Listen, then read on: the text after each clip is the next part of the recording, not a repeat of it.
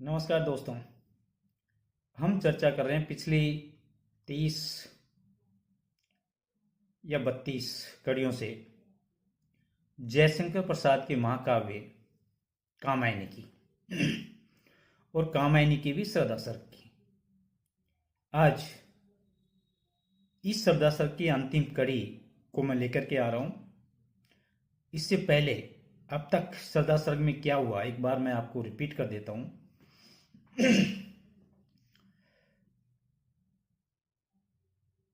हिमालय पर्वत की ऊंची चोटी पर मनु बैठा हुआ है और उसके सामने विशाल जल प्रलय संपूर्ण पृथ्वी को सृष्टि को समेटी हुई है। मनु देवताओं की आखिरी संतान है जिसने अपना जीवन ऐश और आराम में व्यतीत किया। एक आह्वान पर उनकी आवश्यकताओं की हर चीज की पूर्ति होती गई। आज वह अकेला और निस्सहाय हो गया है। निराशा में वो अपने अतीत को देखता है और सामने चल रहे जल प्रलय को देखता है। भविष्य में जीने की कोई आशा कोई उम्मीद इसलिए भी नहीं है कि इस दुख की घड़ी में कोई साथ देने वाला नहीं है और इस भीषण झंझावात में अपने आप को उलझाया हुआ अपने जीवन के बारे में सोच रहा है, अपने आने वाले कल के बारे में सोच रहा है और वो ये समझ बैठा है कि मेरा जीवन जो सुखमय जीवन था वो व्यतीत हो गया।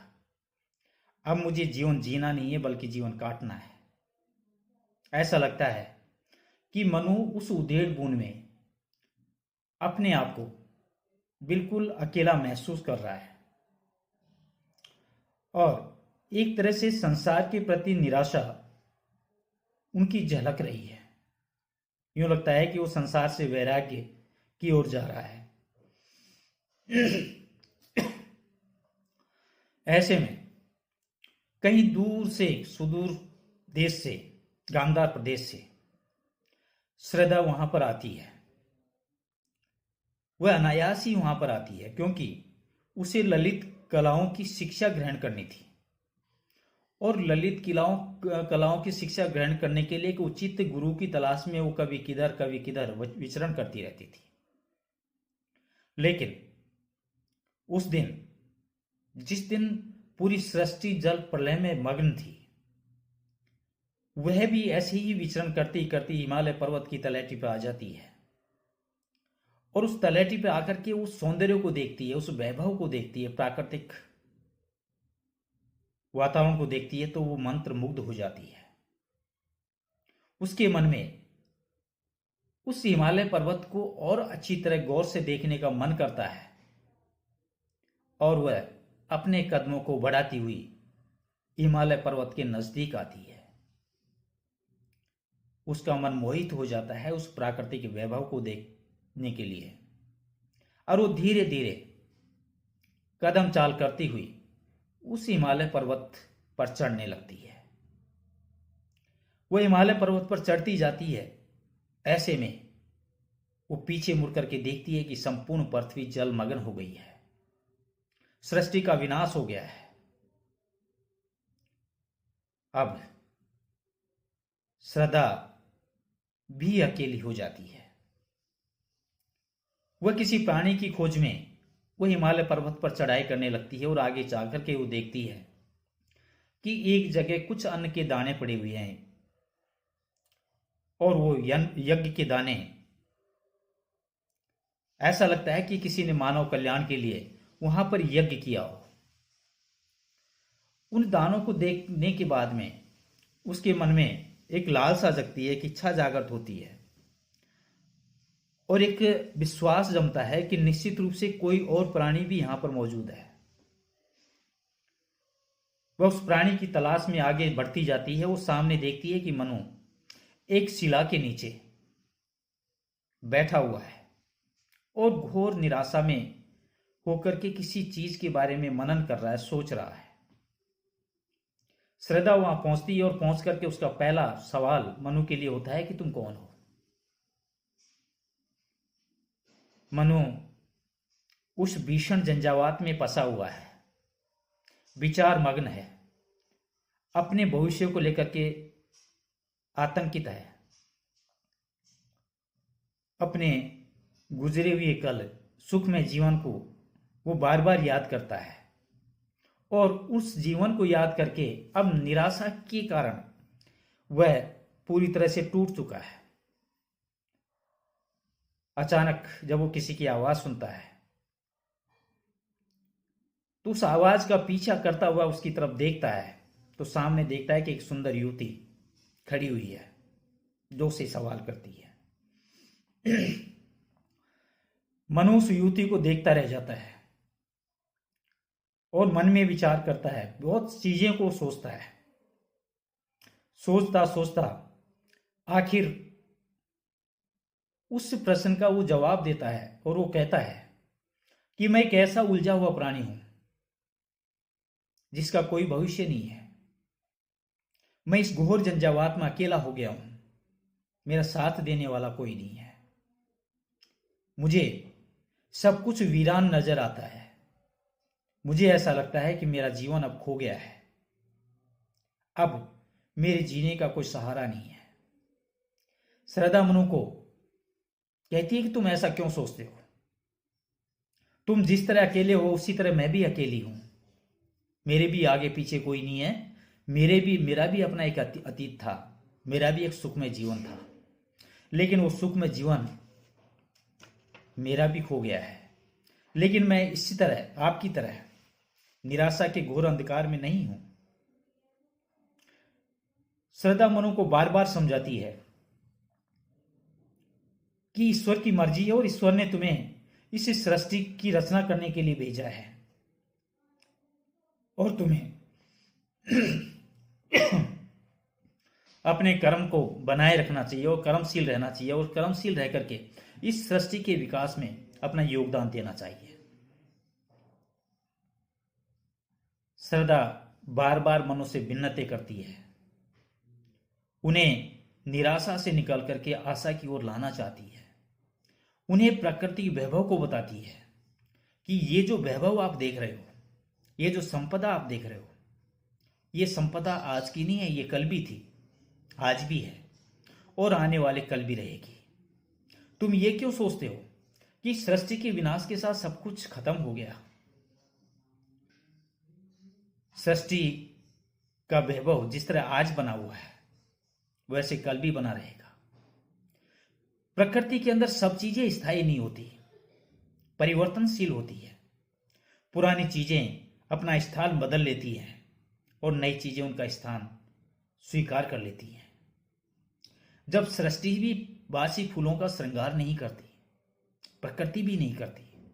फूल खिलता है, उसका भी एक निश्चित अवधि होती है, उसमें गंध सुगंध होती है, लेकिन एक निश्चित अवधि के बाद में वो फूल भी मुरझा जाता है और पृथ्वी पर गिर जाता है।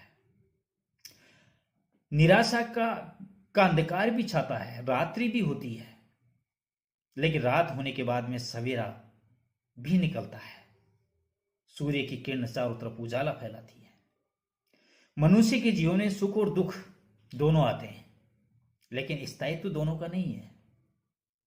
अगर दुख आता है तो उसकी भी एक निश्चित अवधि होती है और उसके बाद में सुख उसका स्थान ग्रहण कर लेता है। तो तुम ये क्यों सोचते हो कि तुम्हारा अतीत बहुत सुंदर था, तुम्हारा वर्तमान तुम्हें दुखी कर रहा है, तो क्या आने वाला कल दुखपूर्ण होगा? नहीं, क्योंकि तुमने सुख देखा है, उसके बाद तुम दुख देख रहे हो और निश्चित रूप से इसके बाद तुम्हारे जीवन में सुख आने वाला है। श्रद्धा मनु को समझाती है कि जो दायित्व ईश्वर ने तुम्हें सौंपा है उस दायित्व को पूर्ण करने के लिए तुम्हें कर्मशील बनना चाहिए और कर्मशील बनने के लिए तुम्हें आशान्वित होना होगा। तुम्हें एक ऐसा दायित्व ईश्वर ने सौंपा है कि तुम एक सिद्ध पुरुष बन सकते हो और जिस प्रकार एक लता फलीभूत होती है, उसमें फूल खिलते हैं और उन फूलों की खुशबू चारों ओर वातावरण को सुगंधित कर देती है, ठीक उसी प्रकार आप अपने कर्म से निवर्त होकर के, कर्म से परिपूर्ण होकर के एक सुंदर संतति का निर्माण करोगे, सुंदर सृष्टि का निर्माण करोगे, और उस सुंदर सृष्टि के कारण तुम्हारा यश संपूर्ण संसार में फैल जाएगा। श्रद्धा मनुष्य अपेक्षा करती है कि वो निश्चित रूप से उसकी बात को समझ गए होंगे, लेकिन फिर भी मनु का हृदय अभी द्रवित नहीं हुआ है, अभी उसी करुणा और उस निराशा के घोर अंधकार में डूबा हुआ है। श्रद्धा हार थक कर, परेशान होकर मनुष्य कहती है कि मैं अपना जीवन, क्योंकि तुम सृष्टि के रचयिता बनने जा रहे हो और सृष्टि की रचना करने के लिए तुम्हारे अकेले की बस की बात नहीं है, तुम्हें एक साथी की आवश्यकता। और तुम तो इस तरह निराशा में डूबे हुए हो कि तुम तो इस दुख की घड़ी को दूर करने के लिए, पार पाने के लिए किसी साथी की भी तलाश नहीं कर रहे हो। लेकिन मैं तुम्हें ये विश्वास दिलाती हूं कि जब तक पृथ्वी रहेगी, जब तक सृष्टि रहेगी, इस संसार सागर को पार करने के लिए जिस नाव के ऊपर तुम बैठे हो, उस नाव की पतवार के रूप में हमारे आपके सामने हमेशा सुख और दुख में संगनी बन करके रहूंगी। मेरे हृदय में जो दया, माया, ममता, मोह, निस्वार्थ प्रेम की भावना है, आज से मैं अपने आप को पूरी तरह से आपके ऊपर समर्पित करती हूं। आपको जिस चीज की आवश्यकता हो बेझिझक तुम्हें ले लेना है। मैं तुम्हें रोकूंगी नहीं, टोकूंगी नहीं। मैं निष्भाव से, निस्वार्थ से अपने आप को पूरी तरह से इस सृष्टि को चलाने में तुम्हारा साथ देने के लिए तत्पर हूं। आगे विश्वास दिलाती हुई मनुष्य कहती है कि ये देवताओं की आखिरी निशानी, तुम्हें डरना नहीं चाहिए, निडर होकर के कर्म करो, और निडर होकर के कर्म करोगे तो निश्चित रूप से आपके आने वाला कल इस सृष्टि के कल्याण के लिए विकास ही विकास है। तुम आकर्षक के ऐसे शक्तिशाली केंद्र बनो कि संपूर्ण सृष्टि का जो वैभव है वह खुद ब खुद चल करके तुम्हारे सामने आ जाए। इस प्रकार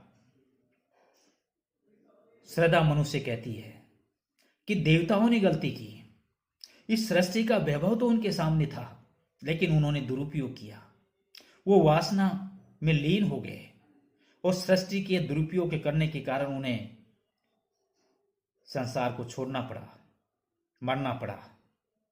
लेकिन आपकी आने वाली संतति जो आप और हमसे मिलकर के बनेगी, उनको ऐसा ज्ञान दो कि वो सृष्टि का उपयोग तो करें, प्रकृति का उपयोग तो करें, लेकिन एक भाव मंडित होकर के, एक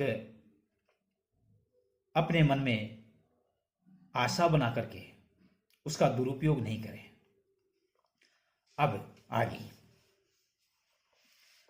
जल्दी के फूटे कितने उत्स दीप कच्छप डूबे उतराए, किंतु वह खड़ी रहे दृढ़ मूर्ति अभ्युदय का कर रही उपाय।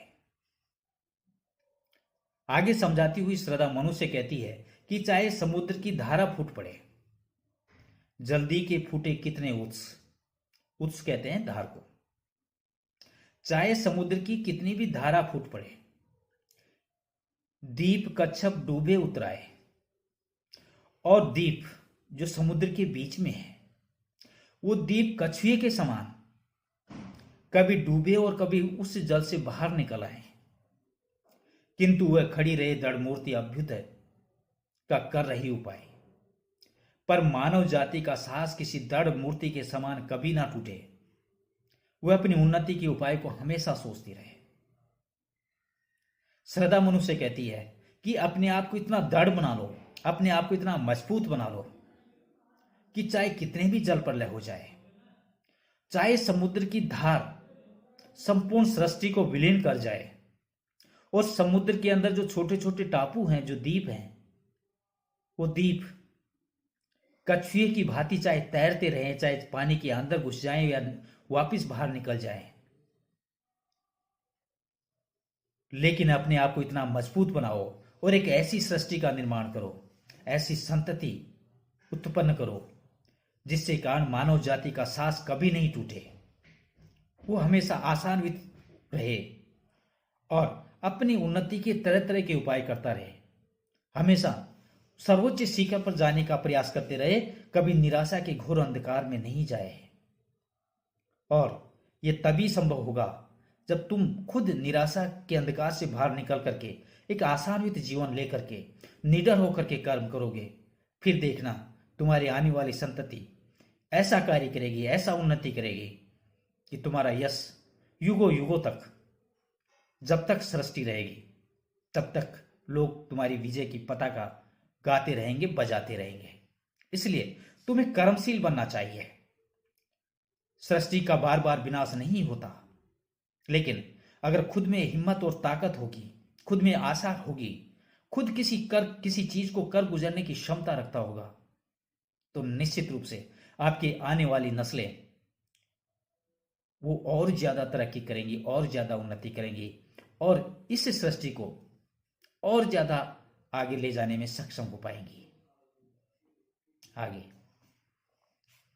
विश्व की दुर्लभता बल बने, पराजय का बढ़ता व्यापार, आशाता रहे उसे सैविलास शक्ति का कीड़ा कर संचार।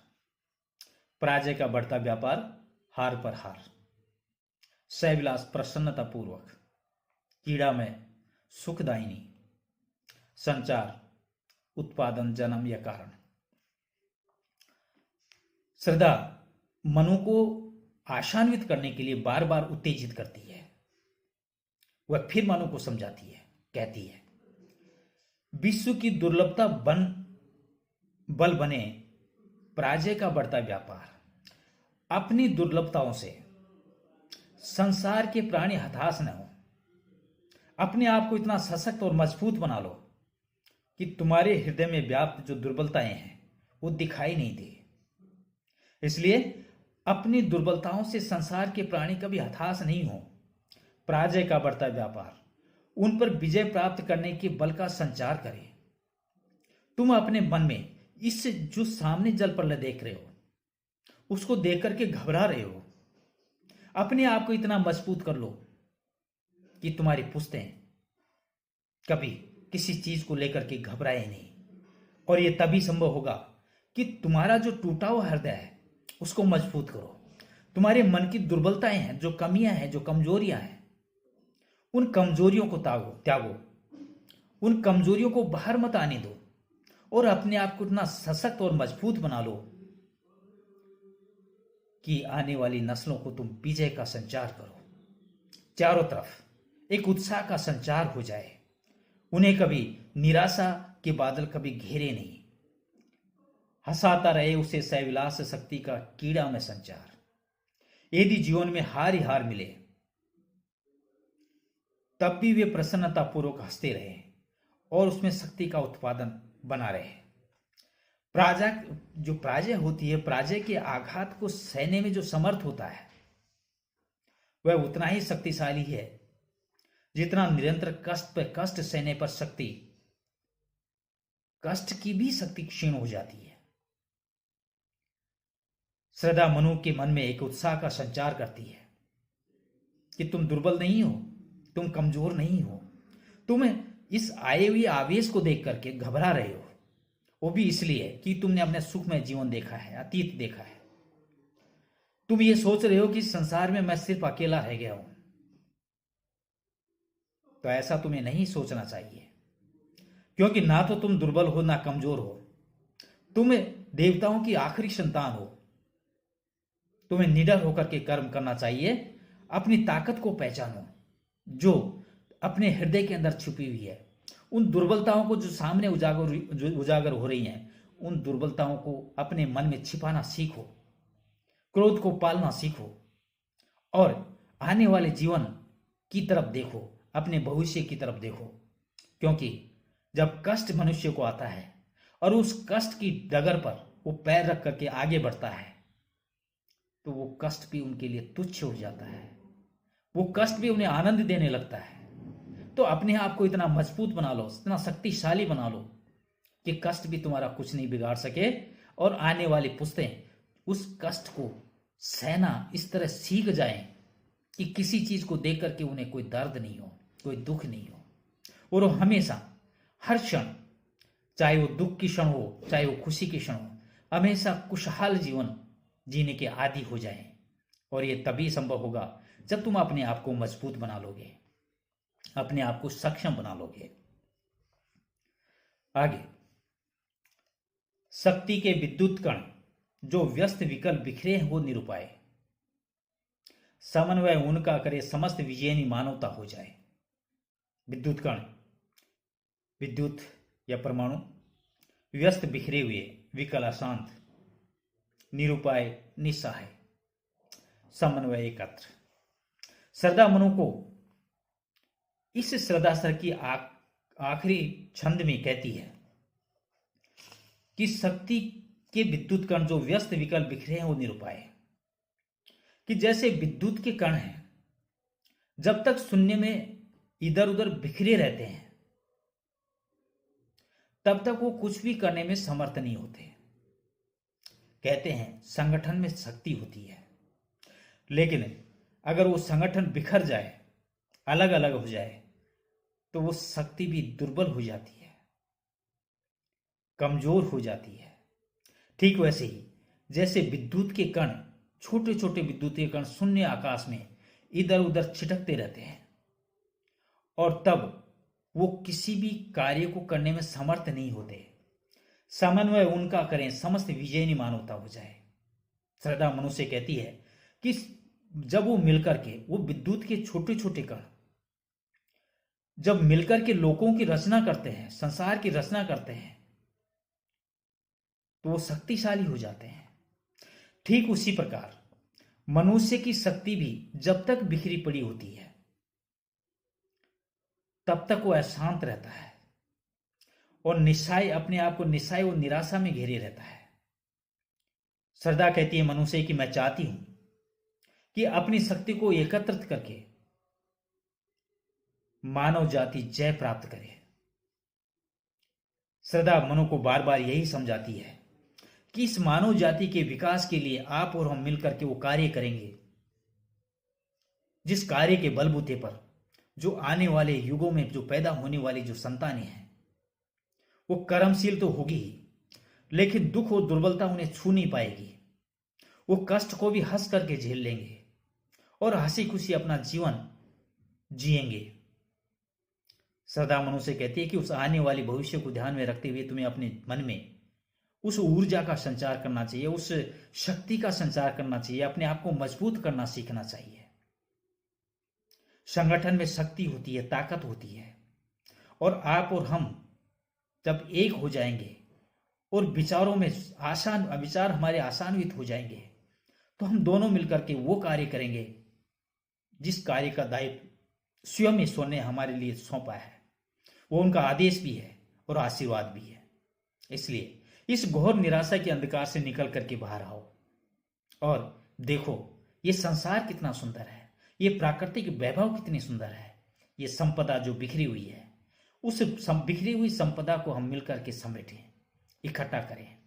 जिनके पद चिन्हों पर चल करके देवताएं विनाश के गर्त में चले गए क्योंकि उन्होंने अन्याय और अनीति की थी, विलासिता का जीवन उन्होंने जिया था, लेकिन सृष्टि में फिर भी जो चीजें शेष रह गई, आओ हम मिलकर के उन्हें इकट्ठा करें और नव जीवन का संचार करें, इस सृष्टि को आगे बढ़ाएं। श्रद्धा का ये सर्ग कि मैं आखिरी आहुति इस छंद के माध्यम से दे रहा हूं। दोस्तों, श्रद्धा सर्ग की जो 20, 25 या 30, 32 के आसपास जो कड़ियां हुई हैं, उस कड़ियों में और सारी बातें तो मैंने बताई, लेकिन एक बात मैंने आपको बताई कि श्रद्धा गांधार देश की राजकुमारी थी, लेकिन इसके पीछे भी कहानी है, क्योंकि ईश्वर की नियति थी, ईश्वर को मनु और श्रद्धा को मिलाना था और मिलाकर के सृष्टि का विकास करवाना था, नई सृष्टि की रचना करनी थी। क्योंकि अकेलेपन से ऊब करके उस ब्रह्मा ने एक से अनेक होने का प्रण लेकर के सृष्टि को विनाश के अंधेरे में झोंका था। जल प्रलय स्वयं ने उत्पन्न किया था। तो दोस्तों, श्रद्धा भी देवताओं की संतान थी। देवताओं के युग में रति और कामदेव वो भी निवास करते थे, लेकिन देवताओं के द्वारा विलासितापूर्ण जीवन जीने के कारण उनका भी अंत देवताओं के साथ हो गया।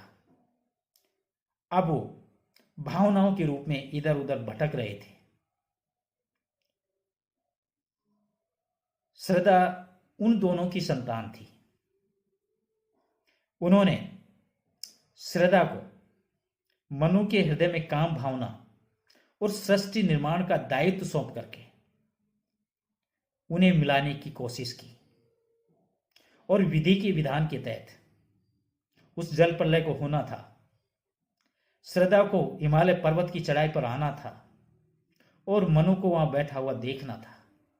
एक विधि का विधान था और उस विधि के विधान के तहत श्रद्धा भी अपना सब कुछ खो करके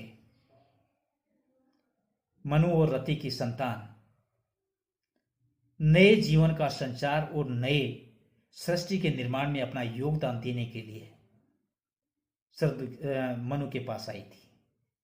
तो ये है श्रद्धा। दोस्तों, अगर आप किसी चीज को पढ़ें तो उसे पूर्ण लगन और मन से पढ़ें। निश्चित रूप से मैं आपको विश्वास दिलाता हूं कि उसको पढ़ने के बाद में आपके मन में आनंद की लहर उठेगी। अगर कभी कामायनी को पढ़ने का आपको मौका मिले तो कामायनी के 15 सर्ग हैं और उस 15 सर्ग को आप एक एक करके, जल्दबाजी में नहीं, बड़े आराम और आनंद के साथ में पढ़िए। आपके मन में एक जीवन के प्रति एक नई सोच और नई उमंग जागेगी। और जो कुछ आप देख रहे हैं अपने आसपास के वातावरण को, उस वातावरण में अगर कहीं निराशा उसको देख करके आपके हृदय में घर कर गई तो यकीन मानिए, आप जब इन चीजों को पढ़ोगे, कामायनी को पढ़ोगे, तो आपके मन के अंदर उस निराशा की जगह आशा का संचार होगा और आप एक अलग ही सोच अपने मन में बनाए रखोगे। दोस्तों, श्रद्धा सर के इस अंतिम छंद के साथ मैं कामायनी और श्रद्धा सर से विदा चाहता हूं। अगली कड़ी में हम किसी और साहित्य के बारे में चर्चा करेंगे। तब तक नमस्कार।